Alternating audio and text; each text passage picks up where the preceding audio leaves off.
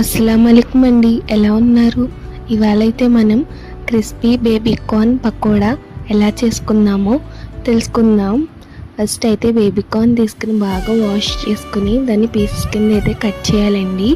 Next దాన్ని మనం ఒక బౌల్లో తీసుకుని సాల్ట్, చిల్లీ పౌడర్, పసుపు, కార్న్ఫ్లవర్ పౌడర్ ఒక 2 టేబుల్ స్పూన్స్, శనగపిండి ఒక 2 టేబుల్ స్పూన్స్ వేసుకోండి. నెక్స్ట్ దాన్ని బాగా మిక్స్ చేయండి.